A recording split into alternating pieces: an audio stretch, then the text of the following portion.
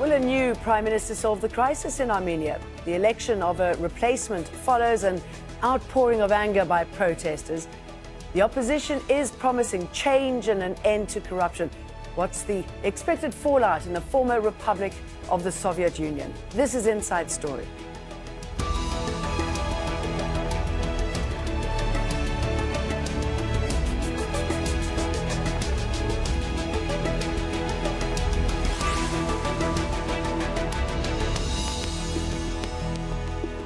Hello, welcome to the programme. I'm Jane Dutton. After weeks of mass protests, arrests and resignation of the Prime Minister, Armenia's on the brink of ushering in a new leader. Or is it?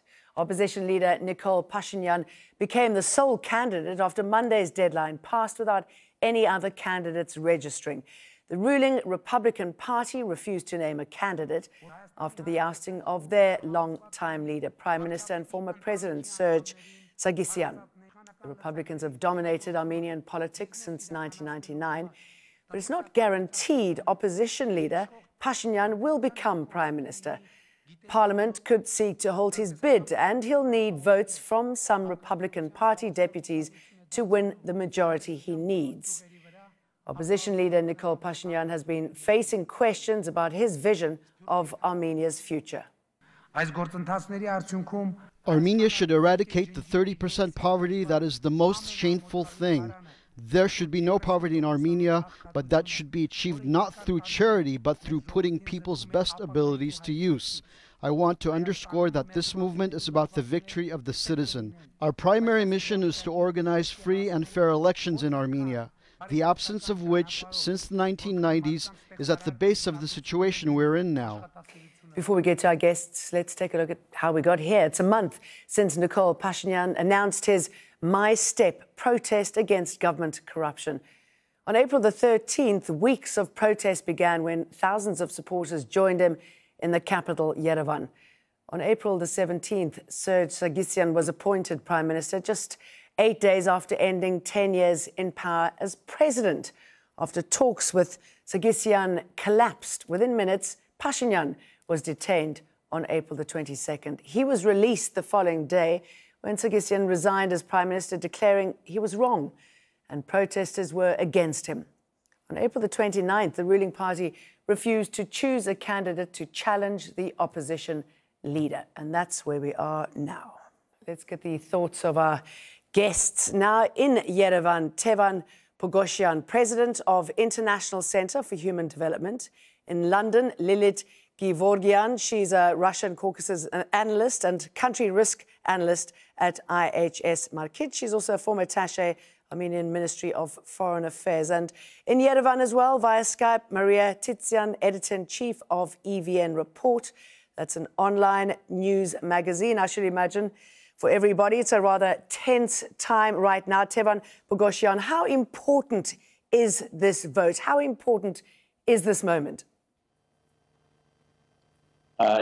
We have the moment when, according to Constitution, in the context with the law, we can resolve the situation by electing a prime minister and bringing down all collective positive energy that is coming within this 1 month to its kind of a beginning of the new reforms in Armenia, beginning of the new page in Armenian history, where the new generation really can stand and feel that they are the real holders of the power, and their decision could be guided within the laws and according to Constitution by the elected parliamentarians into the right direction. That's why what today is very important. Unfortunately, always whenever it's parliament in the vote, there is a positive vote or there is a negative vote. And depending on this, there are different ways of consequences that we can face. And I hope that finally, by seeing all the people on the street and all the requests that is coming from public, maybe there will be a chance to really, first time in our history, try to have a prime minister who would be enjoying the whole support from the nation. Unfortunately, clearly it seems that everybody wants that right now, Maria. Tsotsyan, I mean, how are you viewing what's happening right now and the fact that we've experienced delays throughout the day? What sort of obstacles are to overcome? Well, it really depends on, as Tevan said, how the vote goes in Parliament. It's been an extraordinary series of events that have led us to this day. The people, I think more than anything, what this movement has given is an elevated sense of political and civic awareness and participation. And that the people feel that through their power, they have been able to force some change. We don't know what will come in the days and weeks to come. I'm pretty certain very difficult times to come. But if things go according to how the people on the street want it to go, then I think that Armenia will have turned a page in its 27-year history of independence. This is by far the most significant political crisis and perhaps political rebirth, renaissance of the people that we've seen since 1991. If we are able to break the deadlock at the moment, aren't we, Lillet Givaudan, what needs to happen? Well, I think to resolve the current political crisis, there has to be really an admission by the ruling party that returning to the status quo before the protests is unattainable and unrealistic. By not electing Nikol Pashinyan, they're risking entering a prolonged political crisis, which may resolve in with far worse consequences. So, at least for now, I think that election of Nikol Pashinyan is important. But having said that, it is really important also to support his efforts to go for snap elections that will truly reflect people's power and people's intentions. To have free elections will resolve most of Armenia's problems. It will be equally dangerous if Nikol Pashinyan is elected, but at the same time he becomes a general without an army, whose steps towards free elections meet obstacles at every possible direction. That will increase frustration amongst people. And my message again is that return to status quo is not sustainable anymore. Let's go back to what you said about the possible outcome if this is not resolved amicably and he doesn't get his way. Pashinyan, he said there could be a political tsunami if he wasn't back. What do you think he means by that? What exactly will happen then?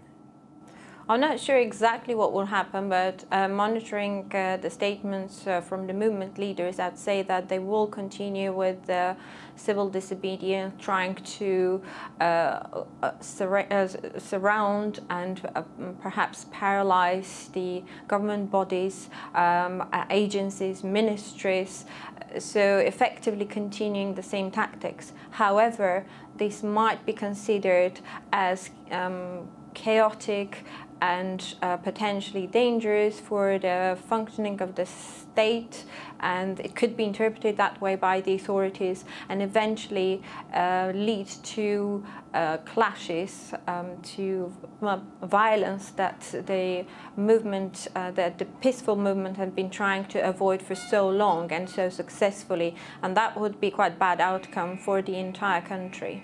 Tevan, let's step back a little bit and deal with the fact that the Republican Party didn't put a candidate forward.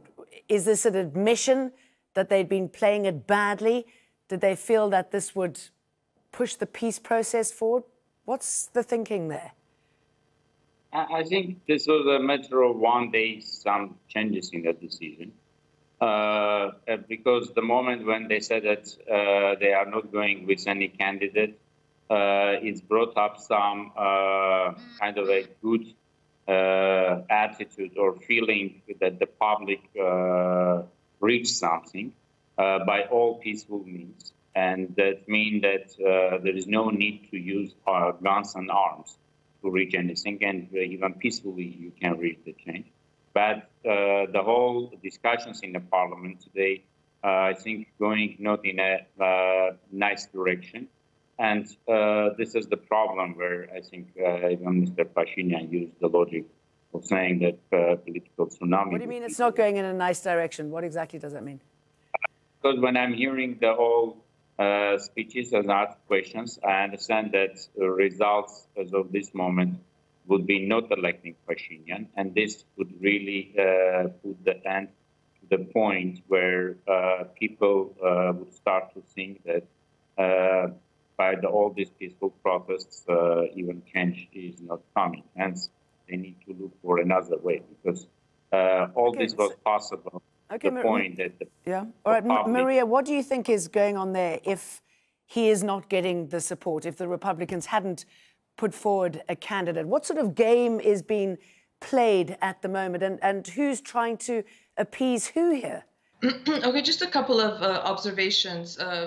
Today, during the question-answer period, and now when they are delivering their speeches, it is clear that the Republican Party is grasping at straws at this point. I think that they didn't do it in a sign of goodwill. But let me explain very quickly for the viewers. If today Parliament does not elect Nikol Pashinyan as interim prime minister, then according to the Constitution, within 7 days they have to do yet another attempt at election. If that fails, they go immediately to snap elections, which would have to take place no less than 30 or no more than 45 days after that event. By doing this, the Republicans continue to maintain their positions within key ministries that will oversee the elections, which would mean that they would still be able to use their administrative resources, coercion. So this has been Nikol Pashinyan's strategy to become interim prime minister, make amendments to the electoral code, then call elections that would give time for Parliament to make those necessary amendments. However, there's also a soft spot in that, because the Republican Party continues to hold absolute majority in Parliament, so they could basically stonewall any legislative amendment that Pashinyan will put forth, even if all the other parliamentary factions back him up. So at this point, it's very difficult to say. I mean, the fact that they didn't table a candidate now seems to appear to have been very strategic on their part, so that when the country does go into snap elections, they continue to control those very important agencies, ministries, from the Central Electoral Commission to the local electoral bodies. So this is I think the position we're at right now. All right, so possibly putting him in a more difficult position than he is at the moment if he is to take power. And Lillet, I'm just wondering if this is what was behind Sargsyan holding on to power in the first place, knowing that he's got so much support within Parliament, so many layers of alleged corruption linked to him and the governing party. Is this what's happening now? Is everybody looking after themselves here? No, I think it's not about one person. There are a number of leaders when it comes to this oligarchic system, which is a very convenient marriage of economic and political power. And there was no doubt, and there is still no doubt amongst the protesters, that a resignation of Prime Minister, surely it's an important step, but it's just one battle, and the struggle against the oligarchy is not over by any means, and there will be very, very stiff resistance. The question is whether the ruling elite really comprehends the seriousness of the situation. I hear that there are lots of conspiracy theories flying around, which is not really helpful, because that is pushing aside the key question: why did this happen? Why did people come out, led by a leader that many initially said we don't even trust him, but we want to show our protest, our disagreement with the system that has been benefiting only a few. All right. So that's what's happening, is the few that is resisting, and they have a lot to lose. So I would imagine that they will resist and for a while. Extremely powerful, clearly. Let's get some quick background now. Armenia declared independence from the former Soviet Union in 1991. It's surrounded by Turkey, Georgia, Azerbaijan and Iran. It has a population of about 3 million, barely more than the population of the US city of Chicago. And most Armenians work in the service industry. 1 in 3 work on farms or in other agriculture. The entire economy is worth around $27 billion. I should imagine the thousands on the street, the fact that so many people aren't going back to work, Maria, must only exacerbate the problem. I think this was a tipping point. 30% of Armenia's population lives in poverty. 2 of our 4 borders are blocked. We have very few natural resources. The country has been struggling. The people have been struggling with high unemployment. The monopolization of the political and economic landscape of the country. The regions, the rural regions, are suffering terribly. And I think people at this point have said enough. And I think the dynamic that we haven't talked about yet in this particular movement has been and continues to be the students, the university, high school students, and the youth who have come out in unbelievable numbers. We have never seen such youth engagement before. So I think right now people aren't very concerned about that. They're more concerned about making sure that this process that began with, with Nikol Pashinyan deciding to do a 2-week walk from the northern part of the country to Yerevan to protest the 3rd consecutive term of Serzh Sargsyan. I think people are adamant, and every single day we wake up and we say, the numbers aren't going to be there. And every single day the people have surprised us beyond measure. Today, before 11 o'clock in the morning, when Nikol Pashinyan had called for people to come to the square, tens of thousands had been streaming in. It's just an extraordinary sight and an extraordinary moment, and people, I think, will not back down easily, will not back down. So tens of thousands streaming onto the streets, Tevan. I'm sure what the new government, the new leadership doesn't want is to see tens of thousands leaving the country. Armenia suffers from a radical brain drain. This would be really important now to ensuring some sort of stability in order for it to get back on its feet, is to keep the youth there. Yeah, I think this is one of the most important things that, we have this raise of hope, a raise of unification, a raise of understanding that the new generation is ready to take care of its own country, and actually using all this positive energy on the way that we are able to change something by all our voices, and feeling that our actions are really reach to the proper and positive change that everyone is expecting, could really lead to the situation when a lot of people who immigrated because of scarcity of workplaces, scarcity of financial means, scarcity of justice, could really feel to come and start to new page in their life back in Armenia and try to build up prosperity in Armenia. Okay. This is an important message that we need to preserve. And actually, whatever is going on now in the parliament, in my view, is not the vote for the person, but vote for this hope. Are we going to really prove that we are able to overcome personalities and look to the future for the whole country, make it stronger, or we are still discussing technicalities or personalities issues? Okay, and let me bring in Lillet here, just excuse me. What about dealing with Russia? I mean, this hasn't really been spoken about much, has it, Lillet? And I should imagine that Russia is very interested in what's happening in Armenia, considering how many, firstly, Armenians are living in the country. They don't want to see any sort of instability, any sort of breakaway thoughts being reignited. Yes, it's been a delicate issue as well for the movement. But to understand the movement reaction or position towards the external actors, it's probably worth to mention that this is a peaceful movement of civil disobedience, which appears to be following very closely to sort of textbook guidelines, what to do and what not to do. when it comes to this.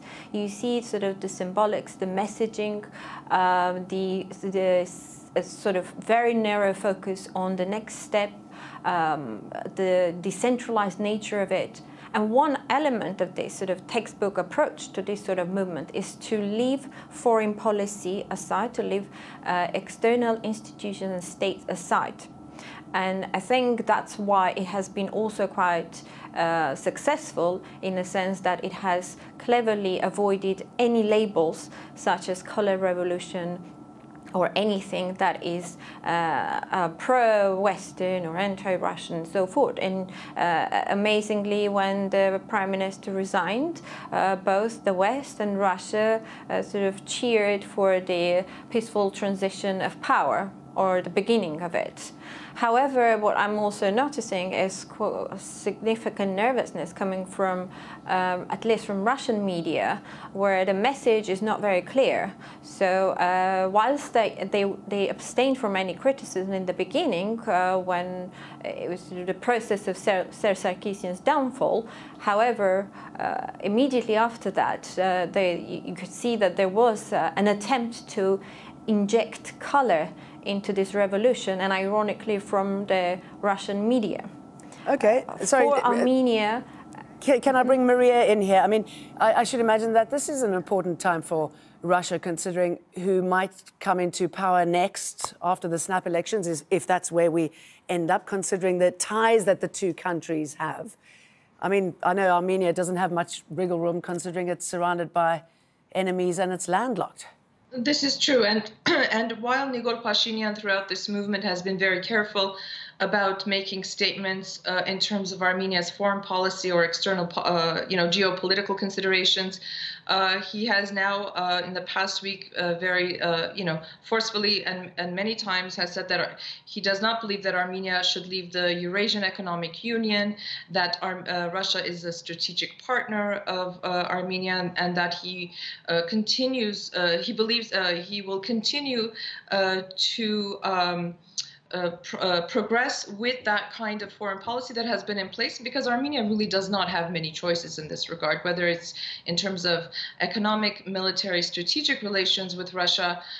It is very important. He's also been very clear, like Lillet mentions, to say this is not a anti-Russian, pro-Western movement, although many people in the ruling Republican Party are trying to coin it as such.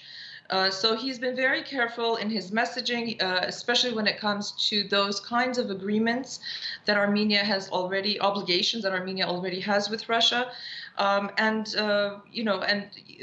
In comparison with Electric Yerevan a few years ago, when the Russian media and the government was trying to position this as a Maidan, they have been relatively tame.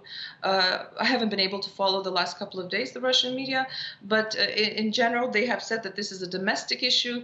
And for my part, just from my observations as a reporter, being on the ground, from the beginning of this movement, it really is a bottom-up, grassroots, organic kind of movement, and something that I think is very, very important for the future development of the country. And very briefly, Tevan, how important is it for this movement that it stays that way, that foreign policy is kept out of it, that it doesn't become a tussle between, say, Russia and the West, even though there doesn't seem to be much interest in the West, does there?